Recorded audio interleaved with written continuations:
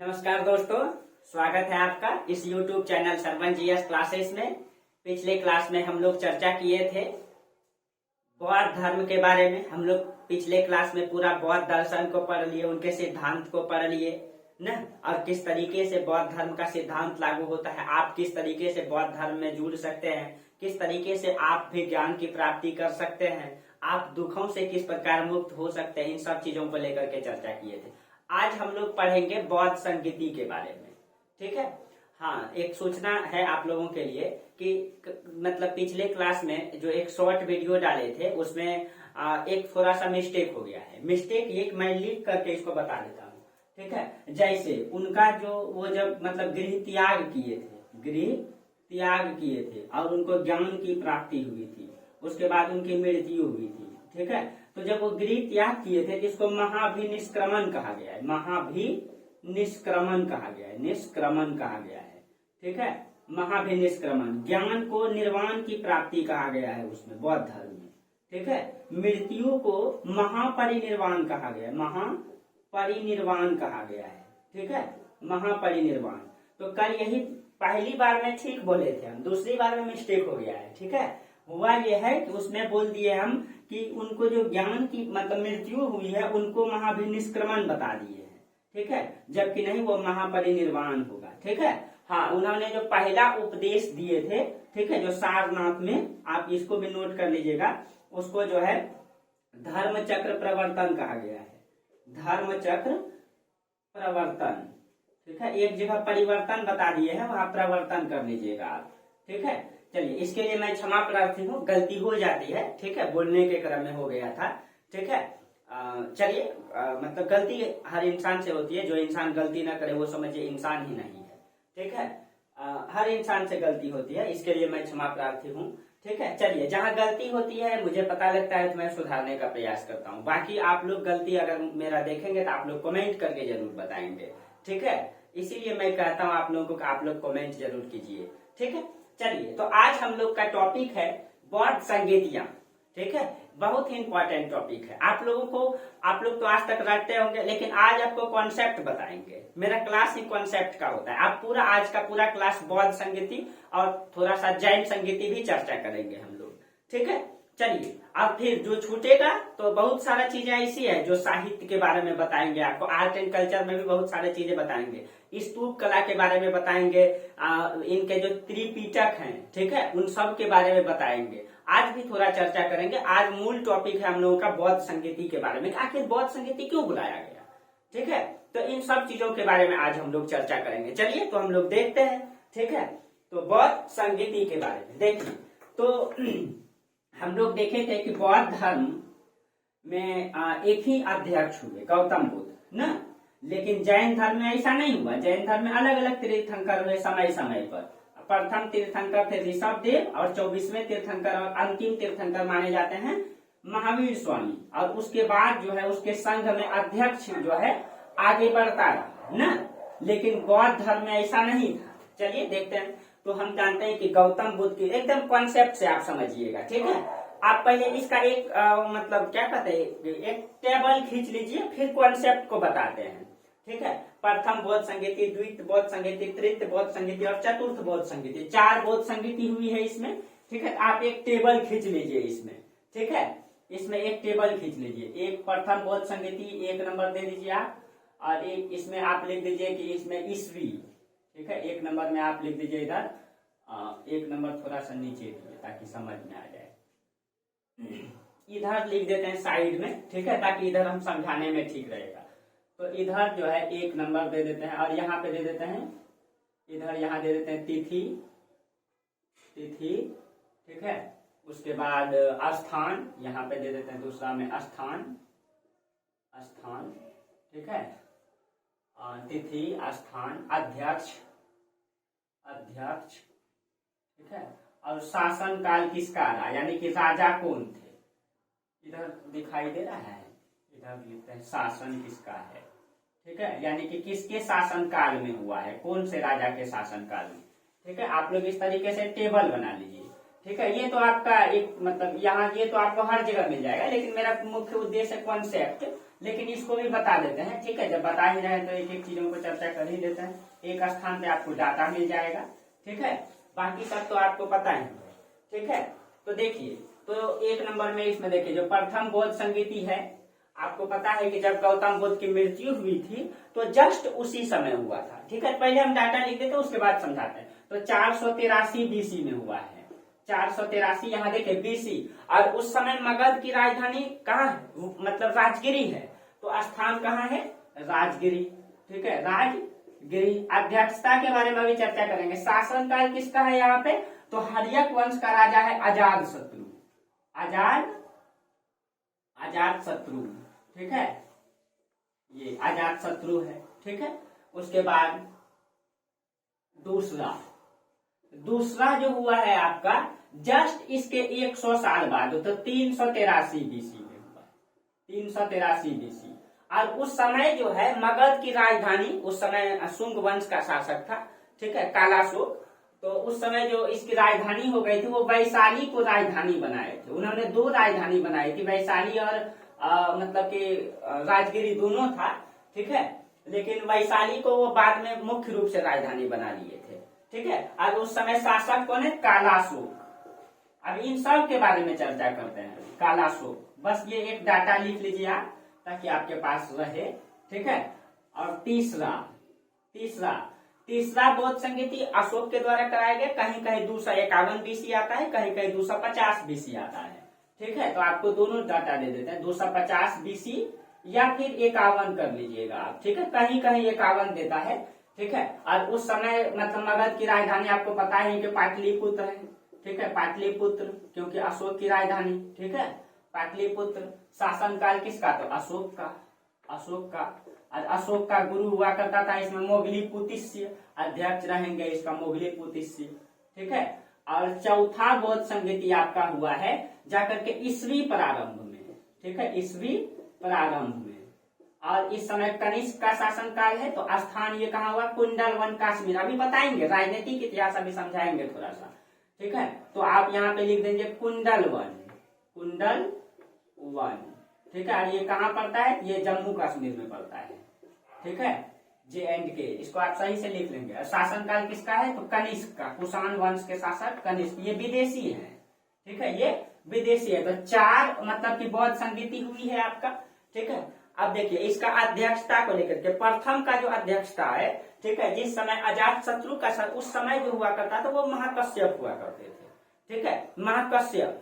ठीक है, इसका जो है वो हुआ करता है। अभी सब के बारे में चर्चा करेंगे, महाकश्यप। ठीक है, और द्वितीय का आपको पता है कि सबा कमीर।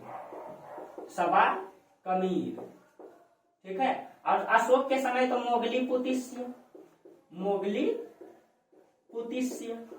इसके शासनकाल में हुआ है ना, क्योंकि अशोक का गुरु मोगलीपुतिस्य इसी के संरक्षण में वो थे। लेकिन अशोक के उन्होंने मोगलीपुतिस्य ने दीक्षित नहीं किए थे। ठीक है, ये आगे आपको चर्चा करेंगे। ठीक है, और लास्ट में आपको पता है कनिष्क में वसुमित्र है, वसुमित्र। ठीक है, अब देखिए ये तो आपका हो गया डाटा। ठीक है, अब इसका कॉन्सेप्ट को समझिए। ठीक है, मुख्य चीज है इसका कॉन्सेप्ट। तो हम अब बात करते हैं प्रथम बौद्ध संगीति। ठीक है, प्रथम बौद्ध संगीति। ठीक है, अब देखिए प्रथम बौद्ध संगीति। अब एक एक चीज करके पहले इसका हम मैप बना लेते हैं उस समय का। ठीक है, देखिए एक भारत का, मेरा हर कॉन्सेप्ट मैप से होता है। ठीक है, और आप लोगों को अच्छा भी लगता होगा मैप से पढ़ाई। ठीक है, और ये आप जिंदगी भर नहीं भूलेंगे। मेरा पढ़ाई ये है कि आप इतिहास को वास्तविक तौर पे जाने, रटे नहीं। आज तक आप लोग बौद्ध संगीति रटते थे ना, आज आपको कभी भी रटना नहीं पड़ेगा। ठीक है, ये गारंटी है आपका। हाँ, आप अच्छे से पढ़ेंगे ध्यान से तो ये गारंटी है कि आप मतलब कि आपको मेरा क्लास खास करके नहीं रटना पड़ेगा। मैं हमेशा यही कोशिश करते आया हूं। ठीक है, कि आपको रटने नहीं दिया जाए।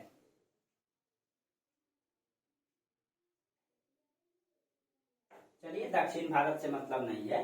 ठीक है, तो देखिए आप उस समय हमको कहां से लेना है, मगध से। ठीक है, तो यहाँ पे आपका है मगध। ठीक है, मगध।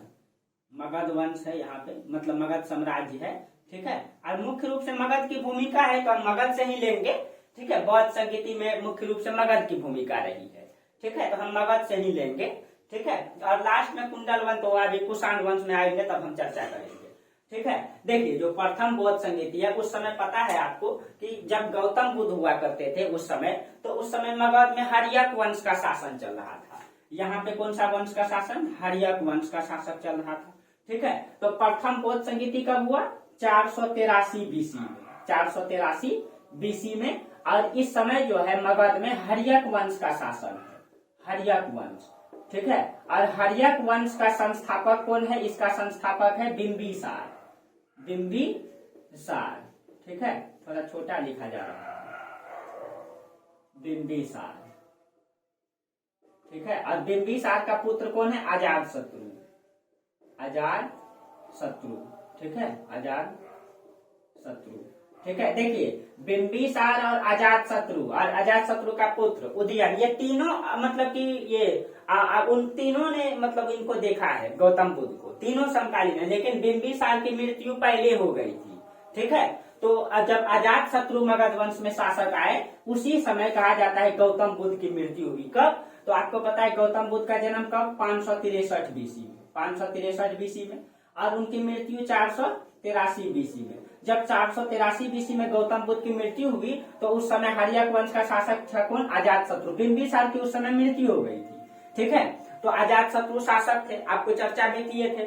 जब शासक थे तो जब गौतम बुद्ध की मृत्यु हो गई, ठीक है, तब बौद्ध संघ की स्थापना हो चुकी थी वाराणसी में, आपको बता भी चुके हैं। बौद्ध भिक्षुणी संघ की भी स्थापना हो चुकी थी वैशाली में, और उनका प्रथम भिक्षुणी सदस्य में जो है, उनकी प्रथम भिक्षुणी शिष्य जो है उनकी खुद माता थी प्रजापति गौतमी, ठीक है। तो अब जैसे ही गौतम बुद्ध की 483 बीसी में मृत्यु हुई, ठीक है, मृत्यु के बाद उनका दाह संस्कार किया गया, उनके मतलब अवशेष को 8 भागों में बांटा गया। उसमें आपको बताए थे कि एक इनके पिता को भी मिला था, एक पिपलीवन को मोहित को मिला था, एक अजात शत्रु को मिला था, अलकप के बेलू को मिला था, ठीक है, बेटग्राम के ब्राह्मण को मिला था। इस तरीके से, ठीक है, 8 भागों में बांटा गया था। तो देखिए जिस समय मतलब इनकी मृत्यु हुई गौतम बुद्ध की, ठीक है, 483 बीसी में जब बुद्ध की मृत्यु हुई, ठीक है, जब बुद्ध की क्या हुई? मृत्यु हुई, तो उस समय अचानक अब इनको लगा अब इस समय क्या किया जाए, ठीक है, अब बौद्ध संघ कैसे चलेगा। और गौतम बुद्ध बोले थे कि हमारे बाद जो है, मेरे मृत्यु के बाद बौद्ध धर्म में कोई भी अध्यक्ष नहीं बनेगा, मेरे बातों को, ठीक है, मेरे ही उपदेश को आगे बढ़ाया जाएगा, उसी उपदेश को मान करके बौद्ध धर्म आगे चलेगा। और गौतम बुद्ध ये भी बोले थे, ठीक है, हर वो व्यक्ति जो इस 4 आर्य सत्य को मानेगा, अष्टांगिक मार्ग को फॉलो करेगा, 10 सील को फॉलो करेगा, ठीक है, वो बौद्ध भिक्षु कहलाएगा। और वो निर्वाण की प्राप्ति कर सकता है। हर व्यक्ति मतलब कि उस राह पे चल सकता है, कोई इसमें भगवान नहीं होगा, ठीक है।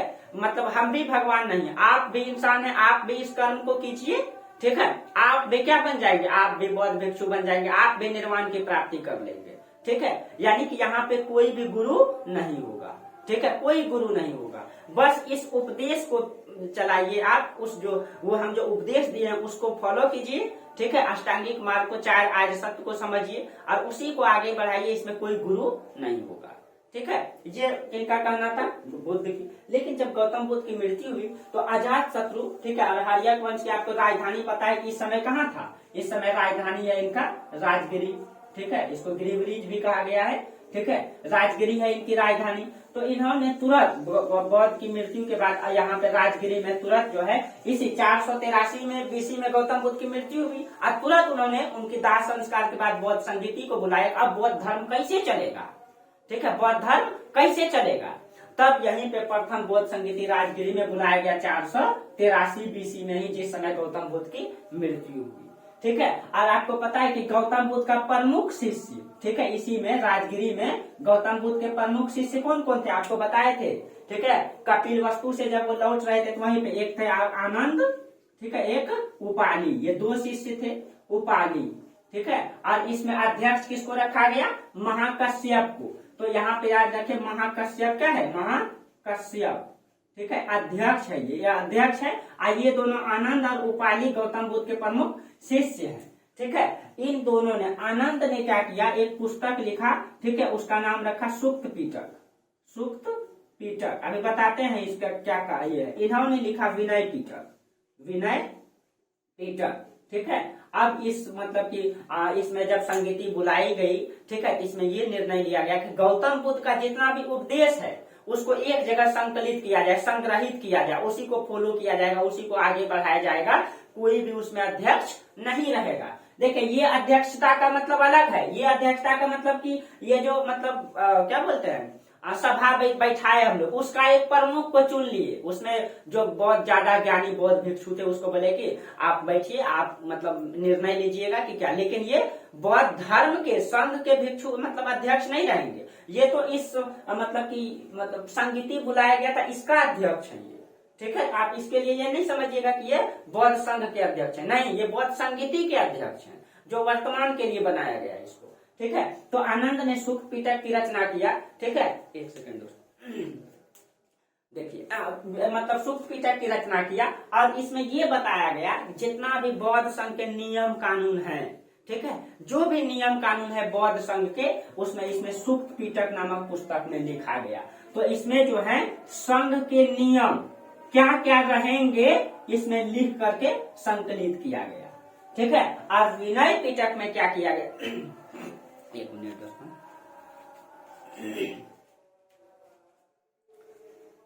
चलिए, हाँ, तो हम क्या बता रहे, हाँ, सुक्त पीटक में क्या किया गया, संघ के नियम को पूरा तरीके से लिखा गया कि बौद्ध संघ का नियम क्या होगा, बौद्ध संघ का क्या नियम होगा। और विनय पीटक में क्या किया गया, बौद्ध मतलब गौतम बुद्ध के दिए गए उपदेश को संग्रहित किया गया। क्या किया गया, इसमें गौतम बुद्ध के दिया गया उपदेश को, ठीक है, उपदेश को संग्रहित किया गया, ठीक है, संग्रहित किया गया, ठीक है। ये जो पीटक है, ये पीटक है, ठीक है। पीटक का मतलब होता है बौद्ध मतलब बौद्ध ग्रंथ को पीटक कहा जाता है, ठीक है, जबकि जैन ग्रंथ को आगम कहा जाता है, ठीक है। तो जो बौद्ध ग्रंथ है उसको पीटक, तो इन्होंने सुक्त पीटक, तो बौद्ध पीटक की ये बौद्ध ग्रंथ की पुस्तक है सुक्त पीटक। इसमें बौद्ध संघ के नियम बनाए गए, क्या क्या नियम रहेगा गौतम बुद्ध की मृत्यु के बाद। जब तक गौतम बुद्ध थे ठीक से चल रहा था, लेकिन उनकी मृत्यु के बाद ये इस पुस्तक में नियम बनाएगा, इसी के आधार पे बौद्ध संघ चलेगा, ठीक है। और विनय पीटक में इसका उपदेश जो गौतम बुद्ध ने उपदेश दिए थे, 4 आर्य सत्य क्या है, ठीक है, मतलब कि अष्टांगिक मार्ग, यानी उन सब उपदेश को इन्होंने संग्रहित करके इसकी रचना किया।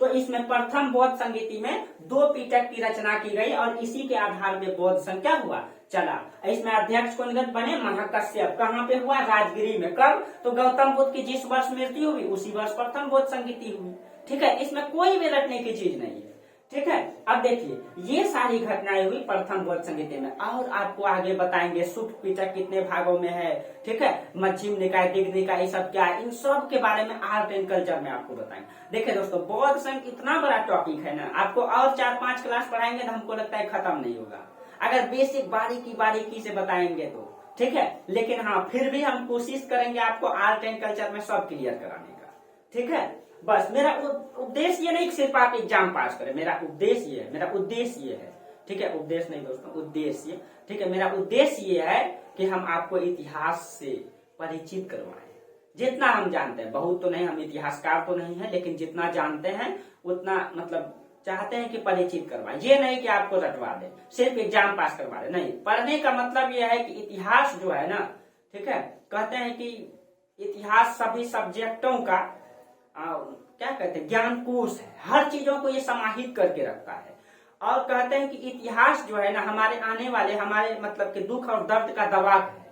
कैसे, क्योंकि जो चीजें इतिहास में बीत गया है, ठीक है, और हम इतिहास को पढ़े हैं तो हम जानते हैं कि वो घटना हम आगे होने नहीं देंगे ना। जैसे मान लीजिए अभी कोरोना महामारी आया, पूर्व में भी कोरोना महामारी आया था, सॉरी ऐसे महामारी आया था, प्लेग रोग जैसे फैला था, महामारी फैला था, तो उस समय हम लोग क्या किए थे, टीकाकरण कर लिए थे। हम लोग जानते हैं कि बिना टीकाकरण के हम इसका प्रावधान नहीं ढूंढ सकते हैं, इसीलिए सरकार क्या किए, जैसे कोरोना महामारी फैले, बहुत भारत सरकार जो है और कई देश के सरकारों ने इसमें जो है कि इसका टीका निर्माण में लग गए। ये नहीं कि इसको बचाने के लिए सिर्फ डॉक्टर की सुविधा कर रहे थे और सिर्फ लॉकडाउन लगा रहे थे, नहीं, उससे नहीं रुकता, उससे तो फैलता ही रहता, सबको टीकाकरण कर दिया गया। यानी कि हम इतिहास से सीखे। आपको पता है उस समय भारत की जनसंख्या 1918 में जब प्लेग रोग फैला था, उस समय भारत की जनसंख्या 1918 में समथिंग 33 लाख था, एग्जैक्ट तो नहीं मैं बता सकता हूँ, लेकिन समथिंग 33 लाख था। और उस समय 33 लाख नहीं, 33 करोड़ था। उस समय भारत की जनसंख्या 2 करोड़ मर गया था। सोचिए, इतना कम जनसंख्या होने के बावजूद, डेंसिटी कम था, फिर भी 2 करोड़ के लोगों की मृत्यु हुई थी। पूरी दुनिया में 5 करोड़ लोग मर गए थे। लेकिन आज देखिए, इतनी जनसंख्या है भारत का, 140 करोड़ होने वाला है, 137 करोड़ समथिंग हो ही गया है। ठीक है, आज इस स्थिति में भी भारत की जनसंख्या ज्यादा मृत्यु नहीं हुई। हालांकि कुछ भी हो, लेकिन लाखों में बहुत ज्यादा नहीं पहुंचा ना। सोचिए, क्यों इतना जनसंख्या घना, तो फिर भी क्योंकि हम लोगों ने इतिहास से सीखा। यही चीजें हैं दोस्तों, आप इतिहास से सीखेंगे और उसको लागू करेंगे तो जिंदगी में कभी भी दुख तकलीफ नहीं होगा। ठीक है, इतिहास से सीखेंगे। परिस्थितियों से आगे बढ़ने के लिए इतिहास सिखाता है। ठीक है, कि आप परिस्थिति से कैसे लड़ेंगे, ये आपको इतिहास सिखाता है। ठीक है, इसलिए इतिहास से परिचित होना है वास्तविक तौर पे। ठीक है, चलिए, हाँ, तो उपदेश को संग्रहित किया। ठीक है, ये प्रथम बौद्ध संगीति चला। ठीक है, हर्यक वंश के समय। उसके बाद मगध में, ठीक है, हर्यक वंश के बाद यहाँ पे आया शिशुनाग वंश। ठीक है, उसके बाद यहाँ पे आता है नंद वंश, उसके बाद आता है मौर्य वंश। ठीक है, तो देखिए, शिशुनाग वंश में जो है कहा जाता है हर्यक वंश के बाद द्वितीय बौद्ध संगीति कब हुआ? 100 साल बाद 383 BC में। ठीक है, अब इसको हम मिटाते हैं। ठीक है, अब देखिए इसमें क्या हो जाएगा आपका,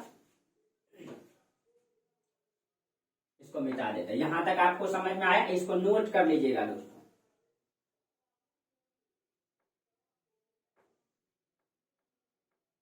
तो प्रथम बौद्ध संगीति हो गया आपका। अब देखिए द्वितीय बौद्ध संगीति, द्वितीय बौद्ध संगीति।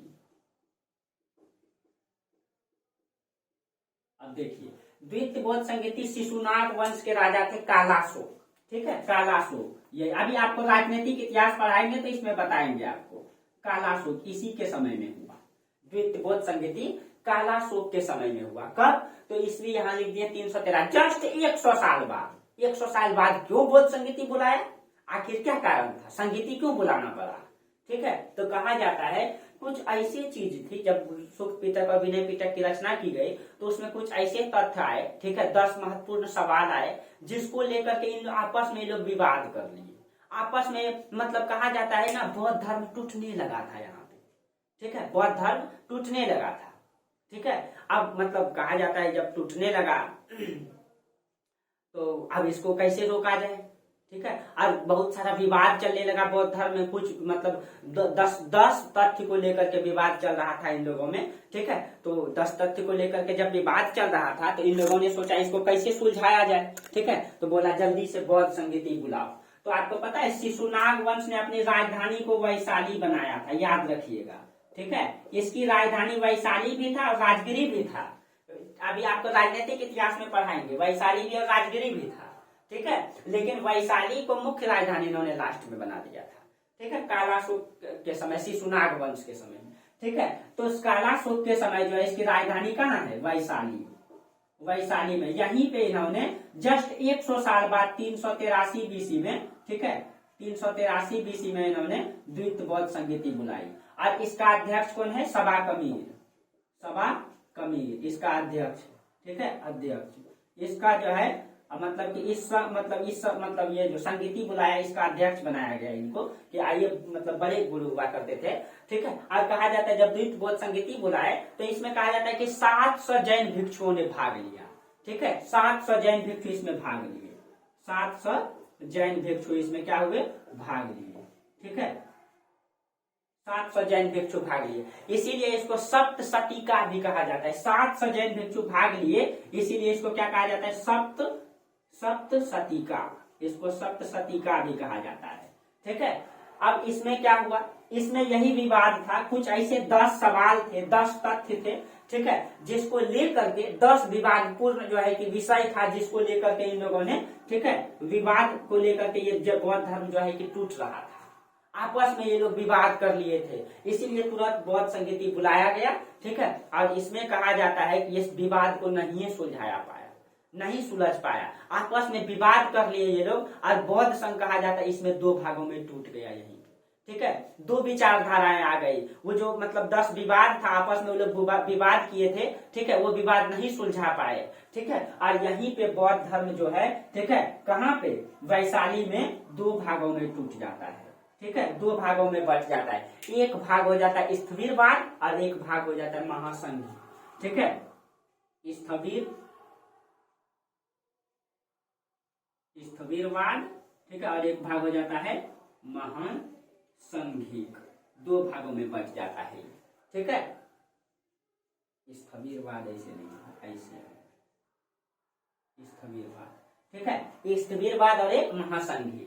अब इसमें जो स्थविरवाद थे, ये स्थविरवाद जो थे, ये गौतम बुद्ध के मूल विचारधारक हैं। ये गौतम बुद्ध के विचारधारा को मानेंगे। जो पुराने विचारधारा है ये उसको माने स्थविरवाद, ठीक है। जो महासंघिक थे ये पुराने विचार से सहमत नहीं थे, जो पुराना विचार थे उससे सहमत नहीं थे, और इन्होंने एक अलग महासंघ बना लिया, ठीक है। यानी बहुत सारे लोगों ने महासंघ बना लिया, इसीलिए इसको क्या कहा गया, महासंघिक। ये जो है पुराने विचार से क्या थे, ये पुराने विचार से सहमत नहीं थे, ठीक है, ये पुराने विचार से सहमत नहीं थे, ठीक है। और यहाँ पे कहा जाता है बौद्ध धर्म पहली बार टूट गया, ठीक है, पहली बार टूट गया बौद्ध धर्म, ठीक है। और यहीं से देखेंगे बौद्ध धर्म में बुराइयां फैलते जाएगी, ठीक है। हर चीज का विरोध होता है दोस्तों, आप कितना भी अच्छा कर लेंगे ना, ठीक है, जिंदगी भर आपका विरोध होता ही रहेगा, ठीक है।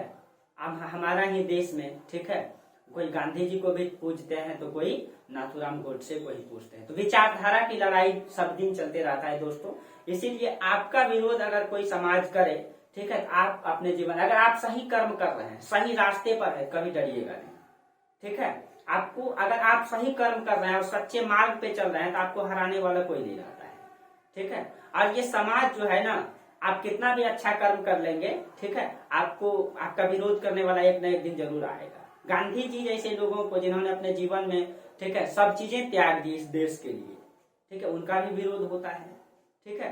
तो ये चीजें दिखाता है कि आप जिंदा हैं, ठीक है। आपका विरोध, अगर आपका कोई विरोध करता है, ये दिखाता है कि आप जिंदा हैं, मृत्यु आपकी नहीं हुई। क्योंकि मृत्यु जिनकी हो जाती है ना, उनका दोस्तों विरोध नहीं होता है, ठीक है। मरे हुए लोगों का कोई विरोध करता है क्या? मरे हुए, अगर वो बड़े गुंडा भी मरता है ना, तो उसके पीछे 10 लोग जरूर रोता है, ठीक है, 10 लोग जरूर रोता है।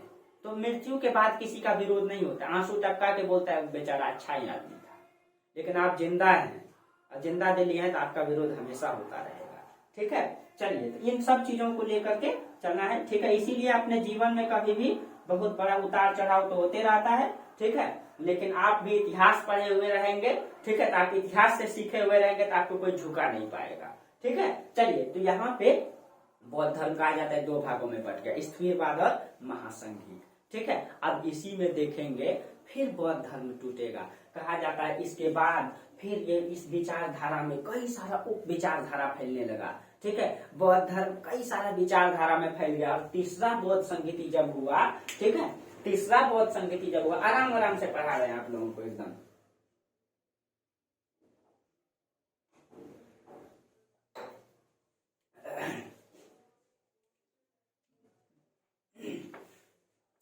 देखिए आप तृतीय बौद्ध संगीति, ठीक है, आप देखिए तृतीय बौद्ध संगीति, तृतीय बौद्ध संगीति, ठीक है। अब देखिए ये जो तृतीय बौद्ध संगीति हुआ, जब अशोक आए, देखिए एकदम रटना नहीं है, राजनीतिक इतिहास पढ़ा देंगे तो आप जिंदगी भर नहीं भूलिएगा, ठीक है। अब यहीं पे अब मौर्य वंश के शासक आए। मौर्य वंश का संस्थापक कौन? चंद्रगुप्त मौर्य। चंद्रगुप्त का बेटा कौन? बिंदुसार। बिंदुसार का बेटा कौन?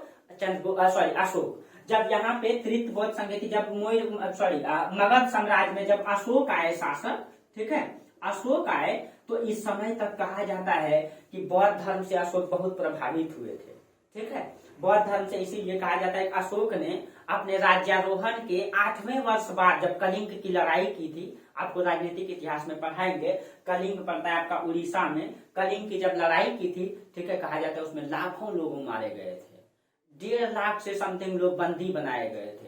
कहा जाता है कि जब वो मतलब कि बहता हुआ खून की रथ को देखता है और तलवार उसके हाथ में था, खून टपकते हुए देखता है, ठीक है, तो वो उस मतलब कि चित्र को देख करके वो, ठीक है, मतलब बहुत भावुक हो जाता है, ठीक है। और अशोक के बारे में कहा जाता है कि इन्होंने अपने 99 भाइयों की हत्या करके जो है कि शासक बना था, क्योंकि अशोक सबसे बड़ा भाई नहीं था, ठीक है। ऐसा मतलब बहुत सारे पुस्तक में आया है, ठीक है। और मतलब कहा जाता है जब उन्होंने कलिंग की लड़ाई की, ठीक है, तो उसमें कहा जाता है कि इसका दिल जो है ना हृदय पिघल गया, ठीक है। उन्होंने उतनी सारे खून को देख करके, रेत खून पर, सोचिए आप, लाख लोग जब मारे जाएंगे, उनकी डायरेक्ट मतलब कि कलम कर दिया जाएगा सर, तो सोचिए कि लाख लोगों का ब्लड कैसे चल रहा होगा नदी की धार की तरह, उसको देख करके इसका दिल हृदय पिघल जाता है।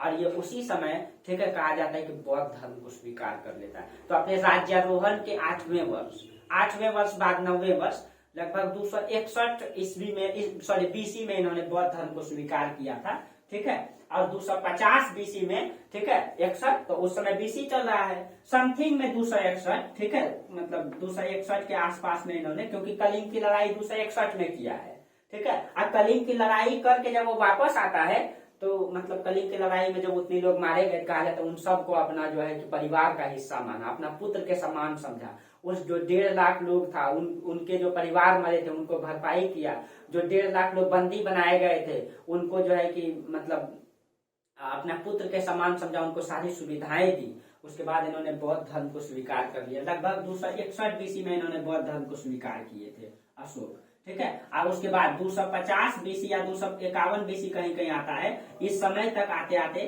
ठीक है, इन्होंने द्वितीय बौद्ध संगति कराया। और इस समय आपको पता है राजधानी कहाँ है? पाटलिपुत्र, ठीक है। मौर्य साम्राज्य की राजधानी कहाँ है? पाटलिपुत्र, पटना। आपको सबको पता है, पटना से मौर्य साम्राज्य ने स्थापना संचालित किए हैं अपना राज्य को, ठीक है, पाटलिपुत्र। अब देखिए पाटलिपुत्र में इन्होंने संगीति बुलाई। क्यों बुलाई? कहा जाता है कि जो आपका मतलब कि द्वितीय बौद्ध संगीति में, ठीक है, 2 विचारधारा हुए, एक स्थविरवाद और एक महासंघिक। इस दोनों में कहा जाता है कई सारे उप विचारधारा उत्पन्न हुए, ठीक है। और कहा जाता है इस समय तक आते आते बौद्ध धर्म में 18 संप्रदाय बन गए थे।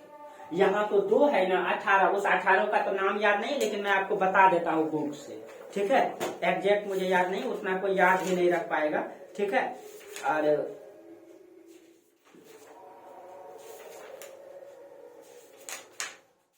एक मिनट दोस्तों, मैं बता ही देता हूँ, जब खोले हैं तो।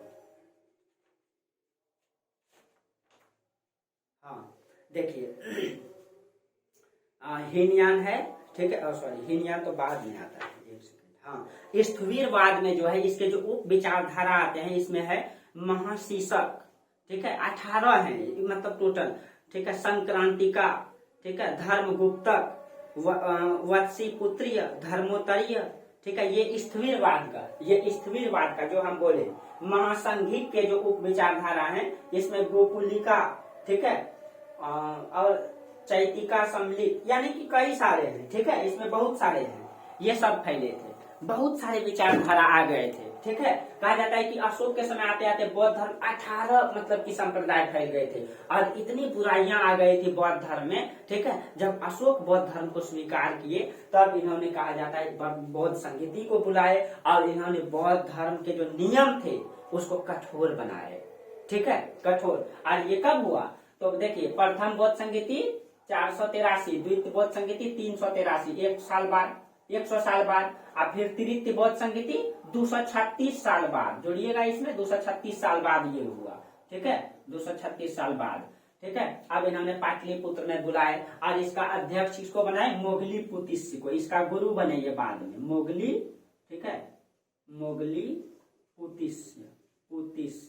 ठीक है। कहा जाता है अशोक को दीक्षित इन्होंने नहीं किया था। अशोक को तो दीक्षित किया था, कहा जाता है एक 7 साल का बौद्ध भिक्षु थे, उसका एग्जैक्ट नाम तो नहीं पता है, आप लोग सर्च मार के देखिएगा, नहीं तो आपको नोट्स में मेरा है, उसमें मिल जाएगा आपको, ठीक है। मोगलीपुतिस्य को बनाया गया इसमें अध्यक्ष, ठीक है। और ये पाटलिपुत्र में बैठाया गया। अब इसमें क्या आ गया, सभी बौद्ध भिक्षुओं को बुलाया गया, जो मतलब बौद्ध धर्म में बुराई फैला रहे थे, ठीक है। और बहुत सारे बौद्ध भिक्षु जो को कहा जाता है दंडित भी किया, जो कि मतलब गलत सारा विचारधारा को फैला रहे थे इसमें, ठीक है। और इन्होंने बौद्ध संघ में जो है कठोर प्रावधान लागू किया, जो भी मतलब कि मतलब बौद्ध धर्म को मानेगा, इसका विरोध न करे कोई, इसके लिए कठोर प्रावधान लागू किया, ठीक है। और इसी में मोगली पुतिस ने एक पुस्तक की रचना किया इसमें फिर से, ठीक है, अभिधम्म पिटक, अभिधम्म पिटक, ठीक है, पिटक। तो बौद्ध धर्म में कितने पिटक हो गए? 3 पिटक हो गए। प्रथम बौद्ध संगीति में 2 पिटक की रचना किया था आनंद और उपाली ने, सुख पिटक और विनय पिटक, और इसमें अभिधम्म पिटक, तीनों को मिला करके इसमें त्रिपिटक कहा जाता है, त्रिपिटक कहा जाता है, ठीक है। बौद्ध पुस्तक को आपको बोले ग्रंथ को पिटक कहा जाता है, जबकि जैन ग्रंथ में जो पुस्तक होती है जैन ग्रंथ उसको आगम कहा जाता है, याद रखना इसको, ठीक है। अब देखिए त्रिपिटक, इसमें त्रिपिटक की रचना की गई, ठीक है, और बौद्ध धर्म के नियम को निर्धारित किया गया, ठीक है, बौद्ध धर्म के नियम कानून को फिर से निर्धारित किया गया, ठीक है। और अध्यक्ष ये, हाँ याद रखिएगा, ये जो अध्यक्ष हैं इसके मोगली पुतिस, ये स्थिरवादी है, स्थिरवादी है, और ये मूल विचारधारा, ये गौतम बुद्ध के मूल विचारधारा को मानते हैं। और अशोक भी तब कौन सा विचारधारा के हो जाएंगे? स्थिरवादी हो जाएंगे, ठीक है। अशोक भी स्थिरवादी है। देखिए आपको एक एक चीजें बता देते हैं, आप लोग एकदम ध्यान से पढ़िए इसको, ठीक है। तो स्थिरवादी विचारधारा से हो गए वो, ठीक है, मोगली पुतिस भी, ठीक है। और यहाँ पे एक सेकेंड, हाँ इसमें तो आपको अभी बहुत सारी चीजें हैं बताने के लिए, अभी तो हम भूल ही गए थे, लेकिन अभी चर्चा कर देते हैं आप लोगों को, ठीक है।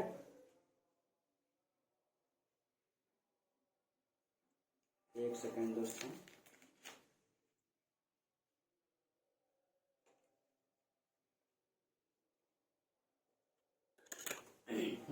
चलिए इसमें जो है कि त्रिपिटक की रचना किया गया। आपको पता है कि अशोक का साम्राज्य जो है ठीक है, वो लगभग ईरान के क्षेत्र तक फैला हुआ था। अफगानिस्तान के बाद भी थोड़ा सा क्षेत्र था। यहाँ पे ताम्रलिप्ति बंदरगाह पड़ता था बंगाल में, यहाँ से लेकर के पूरा उत्तर भारत, दक्षिण में जो है चेर चोल पांड्य राज्य को छोड़ करके पूरा उत्तर, ये पूरी के पूरे क्षेत्र में इसका साम्राज्य फैला हुआ था। कहा जाता है कि अशोक ने, ठीक है, पूरे एशिया में बौद्ध धर्म का प्रचार प्रसार करवाया। उन्होंने खुद अपनी पुत्री को और अपने पुत्र को, और उसका पुत्री का नाम था महेंद्र और पुत्र का नाम महेंद्र और पुत्री का नाम संघमित्रा, उन दोनों को श्रीलंका भेजा बौद्ध धर्म की प्रचार प्रसार करने के लिए, ठीक है। और बौद्ध धर्म का कहा जाता है पूरे एशिया में प्रचार प्रसार करवाए। उधर Thailand, Malaysia, Vietnam, Laos, Cambodia, इधर मध्य एशिया तरफ, चीन तरफ, इन सब क्षेत्रों में कहा जाता है कि मतलब जैन बौद्ध धर्म की प्रचार करने के लिए इन्होंने, ठीक है, पूरा तरीके से जो है कि प्रचार प्रसार करवाते हैं और सभी जगह दूत को भेजते हैं बौद्ध धर्म का प्रचार प्रसार करने के लिए, ठीक है। और आपको पता है कि इस केंद्र भी बन जाएगा बाद में जाकर के बिहार का क्षेत्र, ठीक है। बिहार में आपका नालंदा विश्वविद्यालय बौद्ध धर्म का सबसे बड़ा केंद्र, भागलपुर में विक्रमशिला विश्वविद्यालय बहुत बड़ा केंद्र, ठीक है। ये सब बहुत बड़ा केंद्र बन चुका था बौद्ध धर्म का, ठीक है। और अशोक ने पूर्ण रूप से इसका प्रचार प्रसार करवाया, ठीक है, पूरा तरीके से, ठीक है। हर जगह दूत को भेजे प्रचार प्रसार करने के लिए, ठीक है। और इस तरीके से, ठीक है, बौद्ध संगति हुआ, ठीक है। हाँ एक बात याद रखिएगा थोड़ा सा, जो स्थिरवाद है और महासंघिक है, स्थिरवाद का जो संचालन किए थे उसका नाम था महाकच्चायन, यहाँ पे लिख लीजिए आप लोग। जो स्थिरवाद था, जो द्वितीय, इसका जो मतलब संचालक थे महाकच्चायन थे, कच्चायन थे, ठीक है। और महासंघिक का जो संचालक थे इसका थे महाकश्यप, इसका संचालक महाकश्यप थे, ठीक है, महाकश्यप थे, ठीक है। चलिए अब ये मतलब कि इस तरीके से बौद्ध धर्म का प्रचार जो है कहा जाता है पूरे एशिया में हो गया था, ठीक है। और पता है अशोक ने जो विचारधारा आपने लागू किया था, ठीक है, धम्म की नीति, अशोक का धम्म की नीति पढ़ाएंगे आप लोगों को कि अपासीन में बहा कथाने दया दाने सचे साचे माधवे साधवे च, ठीक है, कि अपासीन में अल्प पाप कीजिए, कम से कम पाप कीजिए, बहा कथाने, ठीक है, दया दाने मतलब अधिक से अधिक दान देने की अपनी में इच्छा रखिए, ठीक है, सचे साचे, ठीक है, मतलब आपकी जो विचारधारा होनी चाहिए, माधवी साधवे च, यानी कि आपको उसमें पूरा तरीके से बताएंगे, वो हर तरीके से कहता है कि सत्य बोलना चाहिए, जीवों के प्रति जो है उदारता रखनी चाहिए, ठीक है। इन सब के बारे में आपको चर्चा करेंगे। बौद्ध पूरी तरीके से बौद्ध धर्म से प्रभावित हो गए थे, ठीक है। और इस पूरा साम्राज्य कहा जाता है कि अशोक के समय में 84,000 स्तूपों का निर्माण करवाया गया था, ठीक है, 84,000 से भी ज्यादा, 84,000 को तो नष्ट किया बाद में आकर के, ठीक है। लेकिन कहा जाता है कि बहुत सारे स्तूप का निर्माण करवाया गया था, ठीक है। इस तरीके से तृतीय बौद्ध संगीति में, ठीक है, मतलब बौद्ध संगीति का आयोजन करवाए और बौद्ध धर्म को फिर से संग्रहित करने का काम किया अशोक ने, ठीक है। उसके बाद कहा जाता है फिर बौद्ध धर्म में बुराइयां आ जाती है, ठीक है, फिर बौद्ध धर्म में बुराइयां आ जाती है। देखिए आप जो चतुर्थ बौद्ध संगीति होगा आपका, ठीक है, आप देखिए तो चतुर्थ बौद्ध संगीति जो तो ये हुआ आपका 250 BC में, ठीक है। फिर इसके बाद जब कनिष्क आते हैं शासन में, ठीक है, कनिष्क ये कुषाण वंश का है, ठीक है। जब आपको राजनीतिक इतिहास पढ़ाएंगे तब बताएंगे, ये जो है ना युची जाति से था, युची जाति से, और ये कुषाण वंश का है, ठीक है, कुषाण वंश का है, आपको पढ़ाएंगे वहां पे। कुषाण वंश से संबंधित है, और कुषाण वंश जो है ना युची जाति से संबंधित है। युची जाति मध्य एशिया से आए थे, ठीक है। जब कहा जाता है कि चीन का दीवार का निर्माण किया गया था तो हून जाति रहते थे उस क्षेत्र में। हून जाति ने आकर के मध्य एशिया में कुषाण को पराजित कर दिया, और कुषाण में उस समय जो 4-5 शाखा में बटे हुए थे, तो वो आ गए भारत की ओर, बैक्ट्रिया पार्थिया की ओर, ठीक है। और उसी में एक व्यक्ति थे कुजुल कदफिसेस, जिन्होंने सब शाखा को मिला करके, और उसका नाम था कुइसुआंग शाखा, उन सब को मिला करके कुषाण वंश की नींव डाला, ठीक है, कुजुल कदफिसेस। और उसके बाद आया भीम कदफिसेस, ठीक है, उसके बाद कुषाण कनिष्क आए, ठीक है। तो इस तरीके से हुविस्क आए, उसके बाद वशिष्ठ आए, कई सारे आए। तो उसमें कनिष्क जब आए तो इन्होंने जो है फिर से देखा कि बौद्ध धर्म उसी तरीके से टूट रहा है, बौद्ध धर्म टूट रहा है। और इसका जो कनिष्क का जो क्षेत्र है, इसका जो राजधानी है ना, कनिष्क का क्षेत्र ये वाला क्षेत्र रहा है राजनीतिक इतिहास में, और कनिष्क का क्षेत्र, ठीक है। तो जब ये वाला क्षेत्र रहा कनिष्क का, तो ये वाला क्षेत्र तक अधिकार तो था, लेकिन इसकी राजधानी जो थी कनिष्क का, ये मथुरा था। ये कहाँ था? मथुरा। और एक राजधानी पाकिस्तान में मतलब कि तक्षशिला या पेशावर था, शायद पेशावर, ठीक है, यही आसपास था, पेशावर या तक्षशिला था, ठीक है। एक राजधानी मथुरा, ठीक है। तो ये था, इसीलिए, और ये जम्मू कश्मीर का इसी के क्षेत्र में आता था, इसीलिए इन्होंने तृतीय बौद्ध संगीति, चतुर्थ बौद्ध संगीति जो हुआ इसके समय में, कनिष्क के समय में चतुर्थ बौद्ध संगीति जो हुआ, तो चतुर्थ संगीति जो हुआ ये कहाँ हुआ? कश्मीर में हुआ। यहाँ पे कुंडल वन पड़ता है आपका, कुंडल वन कश्मीर में पड़ता है, कश्मीर में। यहाँ पे बौद्ध संगीति का आयोजन करवाया। और जब चतुर्थ बौद्ध संगीति हुआ तो इसकी जो अध्यक्षता थे ये वसुमित्र की है, वसुमित्र, ठीक है, वसुमित्र। लेकिन कहा जाता है इसमें भी बौद्ध धर्म जो है 2 भागों में बट गया, ठीक है, हीनयान और महायान। यहाँ भी बौद्ध धर्म कितने भागों में बट गए? यहाँ भी 2 भाग में, हीनयान और महायान। तो यहाँ पे बौद्ध धर्म फिर से 2 भागों में बट गए, हीनयान और महायान, ठीक है। और देखिए हीनयान, अब देखिए बताते हैं, ये जो हीनयान है, ठीक है, हीनयान है, ये बौद्ध की मूल विचारधारा को मानते हैं, ठीक है। और ये महायान जो है मूर्ति पूजा करते हैं, ये मूर्ति पूजा करते हैं, ठीक है। ये क्या किए? अब देखिए यहाँ पे विचारधारा को लेकर के गौतम बुद्ध बोले थे हमारा जो उपदेश है, हमारे दिए गए उपदेश को फॉलो करना। लेकिन इन लोगों ने, महायान वाले शाखा ने क्या किया? बोला नहीं, गौतम बुद्ध खुद निर्वाण की प्राप्ति किए थे, यानी ईश्वर तक पहुंचे थे, और हम लोग गौतम बुद्ध की मूर्ति का ही पूजा करेंगे, तो गौतम बुद्ध हमको ईश्वर के पास लेके चल जाएंगे। लेकिन ये बोला नहीं, गौतम बुद्ध ऐसा नहीं बोले थे। गौतम बुद्ध बोले थे कि हर इंसान 4 आर्य सत्य को समझ लेगा, अष्टांगिक मार्ग को फॉलो करेगा, 10 सील को फॉलो करेगा, तो हर कोई निर्वाण की प्राप्ति कर सकता है, जो बंधनों से मुक्त हो जाएगा, ठीक है। तो इसी चीज में दोनों में विवाद हो गया और दोनों 2 भागों में बने। ये गौतम बुद्ध की मूर्ति बना के पूजा करने लगे, जबकि गौतम बुद्ध कभी भी मूर्ति पूजा के खुद विरोधी हैं। वो खुद नास्तिक संप्रदाय, वो ईश्वर की सत्ता पर विश्वास ही नहीं करते हैं, ठीक है। लेकिन इन्होंने खुद मूर्ति पूजा प्रारंभ कर दिया। और आज तो ऐसा हो गया है बौद्ध धर्म में, ठीक है, कि मूर्ति पूजा के साथ साथ उसमें फूल और अगरबत्ती चढ़ावा होता है बौद्ध धर्म में, जबकि ये कहीं भी बौद्ध संप्रदाय में नहीं कहा गया है, ठीक है। और मूर्ति, जितना भी आप मूर्ति पूजा देखते हैं ये बाद में फैला है, ठीक है, बौद्ध धर्म में। नहीं तो बौद्ध धर्म में ये मूर्ति पूजा का प्रावधान है ही नहीं, ठीक है। कुछ लोग फोटो लगा लेते हैं गौतम बुद्ध का, ये सब प्रावधान कहीं भी नहीं है। आपके अंतर्गत विचारधारा होनी चाहिए, ठीक है। आप सत्य, अहिंसा, अस्तेय, अपरिग्रह, सामूहिक भोजन का त्याग, नृत्यगान का त्याग, कामनी कंचन का त्याग नहीं करते हैं, ठीक है, कोमलस्या का त्याग नहीं करते हैं, और आप फोटो को पूछते हैं तो वो गौतम बुद्ध नहीं कहते हैं, ठीक है। आप चार आय सत्य को जानते ही नहीं है कि संसार में सर्वत्र दुख ही दुख है, दुख का कारण है, दुख का विरोध किया जा सकता है, दुख विरोध के मार्ग हैं, उसको आप समझते ही नहीं है और आप उसकी मूर्ति को पूछते हैं तो उससे कोई फायदा नहीं है।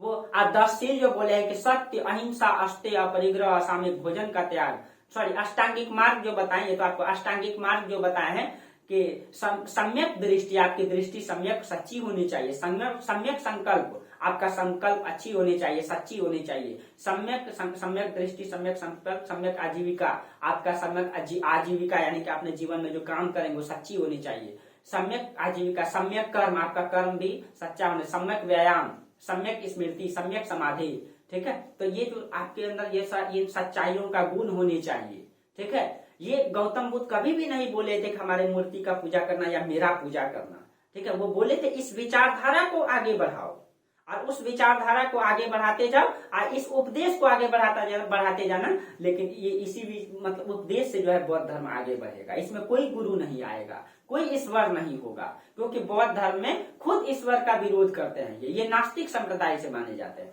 लेकिन फिर भी जो है कहा जाता है ना, हर चीज में बुराई आ जाती है विचारधारा को लेकर के, ठीक है। वही यहाँ पे हो गया, ये महायान संप्रदाय ने मूर्ति पूजा करने लगा। उसके बाद दुर्भाग्य तो तब हो गया, कहा जाता है कि बौद्ध धर्म में वर्तमान में बहुत सारे शाखा आ गए। जहाँ कहा जाता है कि जब बाद में हिंदू धर्म से बौद्ध धर्म जब दोनों से टकराव हुआ, ठीक है, तो कहा जाता है बाद में तंत्रयान शाखा आ गया, वज्रयान शाखा आ गया, तंत्र मंत्र पूजा पाठ होने लगा बौद्ध धर्म में, ठीक है। बहुत सारी बुराइयां फैल गई बौद्ध धर्म में, ठीक है। तो इस तरीके से बौद्ध धर्म का ये चारों संगति हुआ आपका, ठीक है। देखिए उसके बाद है आपका जैन संगति, ठीक है। तो जैन संगति जो है कि आपको थोड़ा सा चर्चा कर देते हैं डायरेक्ट, ठीक है। जो प्रथम जैन संगति है कहा जाता है, थोड़ा सा चर्चा कर ही देते हैं, ठीक है, कर ही देते हैं थोड़ा सा चर्चा।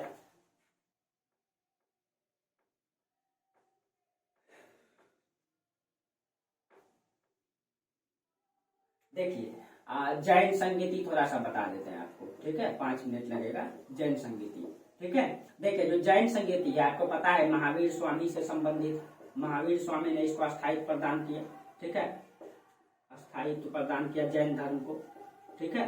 और जैन धर्म कठोर विचारधारा को मानता है। आपको बोले थे कि जैन धर्म इतनी कठोर विचारधारा को मानता है, इसीलिए जैन धर्म की तुलना में बौद्ध धर्म अधिक फैले जबकि जैन धर्म कम फैले। लेकिन हाँ ये दोनों धर्म थे जो ज्यादा विस्तारित हुए थे, ठीक है। तो महावीर स्वामी जो है स्थायित्व प्रदान किए, ठीक है, इसको। तो जब महावीर स्वामी की जब मृत्यु हुई, तो महावीर स्वामी की मृत्यु कब हुई थी? 468 बीसी में, ठीक है, 468। 540 में इनका जन्म हुआ, कहीं कहीं आता है 599 बीसी में जन्म हुआ, कहीं कहीं आता है 540 में जन्म हुआ। तो हम 540 को मानते हैं। 468 में उनकी मृत्यु हुई, ठीक है। तो मृत्यु होने के बाद जैन धर्म अच्छा चल रहा था, ठीक है, अच्छा चल रहा था।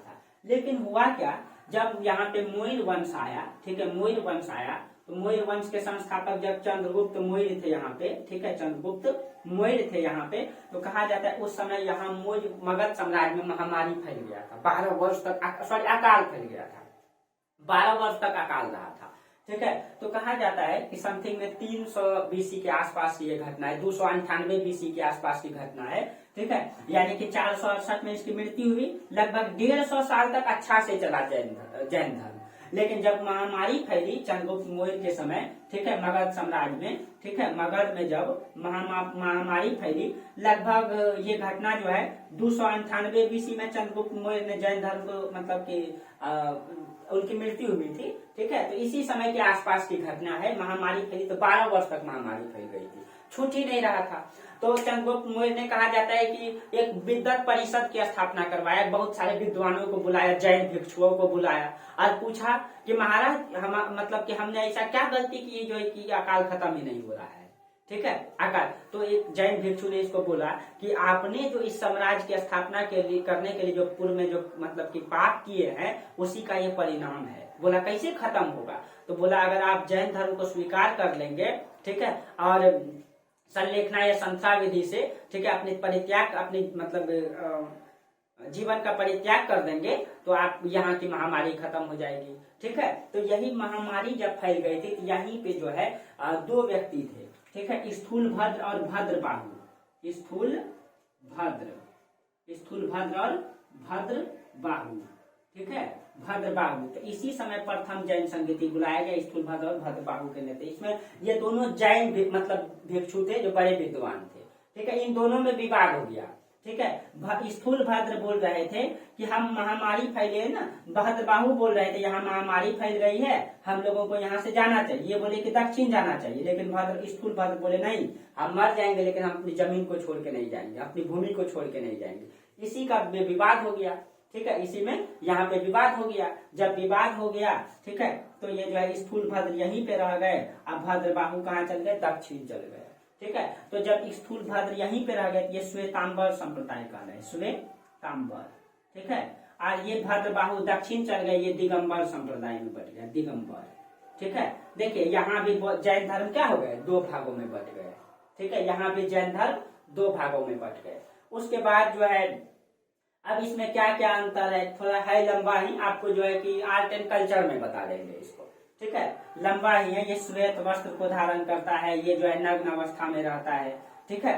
फिर द्वितीय जैन संगीति होता है आपका मतलब कि द्वितीय बौद्ध संगीति होता है लगभग 800 साल बाद, गुजरात में होता है ये द्वितीय जैन संगीति, ठीक है। वल्लभी के गुजरात में हुआ है, ठीक है। और उसमें अध्यक्ष है देवर्धी क्षमा श्रमण नाम है उसका, ठीक है। और वो है 800 साल बाद 13 मतलब कि 513 ईस्वी में वो हुआ था, ठीक है, 513 ईस्वी में। तो ये है बहुत लंबा, इसका कॉन्सेप्ट है लंबा, आपको आर्ट एंड कल्चर में बता देंगे, ठीक है। और बाकी तो लगभग चर्चा कर ही दिए है, इसमें कुछ छूटा नहीं है आपका, ठीक है। इससे ज्यादा पूछता भी नहीं है, हम तो डिटेल से आपको पढ़ाए जानकारी के लिए। क्वेश्चन पूछेगा कि तो आपसे छूटे नहीं, ठीक है, क्योंकि बीपीएससी यूपीएससी जब आप देंगे तो लिखने में आसानी होगा आपको, ठीक है। पीसीएस देंगे तो लिखने में आसानी होगा, ठीक है। इसीलिए हम आपको अच्छा से बता दिया और अच्छा से बताएंगे, डिटेल से जानकारी भी होगा और क्वेश्चन भी आपका नहीं छूटेगा। और एक बात बताना था कि बौद्ध धर्म जब बहुत संप्रदाय में फैल गया था, तो आपको पता है कि डॉक्टर भीमराव अंबेडकर अपने अंतिम समय में बौद्ध धर्म को स्वीकार किए थे। तो उन्होंने जो बौद्ध धर्म को स्वीकार किए थे वो बौद्ध धर्म का नवयान शाखा था, ठीक है। बौद्ध धर्म का नवयान शाखा इन सब बौद्ध धर्म से बिल्कुल अलग है उनका विचारधारा, ठीक है, बौद्ध धर्म का। और क्यों किए थे बौद्ध धर्म स्वीकार डॉक्टर भीमराव अंबेडकर, तो उसकी भी कहानी लंबा है, कभी चर्चा जरूर करेंगे इसके बारे में, ठीक है। चलिए आज हम लोगों का क्लास यहीं तक रहने दीजिए, ठीक है। फिर हम लोग अगले क्लास में चर्चा करेंगे शैव धर्म, वैष्णव धर्म, शंकराचार्य के बारे में भी कुछ चर्चा करेंगे, ठीक है। तो चलिए आज हम लोग यहीं तक चर्चा करते हैं। आप लोग पूरा वीडियो देखते हैं, कहीं गलती होती है तो आप लोग बताएंगे, मैसेज करेंगे, ठीक है, और कमेंट करेंगे जरूर, ठीक है, ताकि हमको भी समझ में आए। गलतियां सबसे होती है, ठीक है। चलिए तब आज हम लोग इतना ही चर्चा करते हैं, तब तक के लिए आप लोगों को बहुत बहुत धन्यवाद।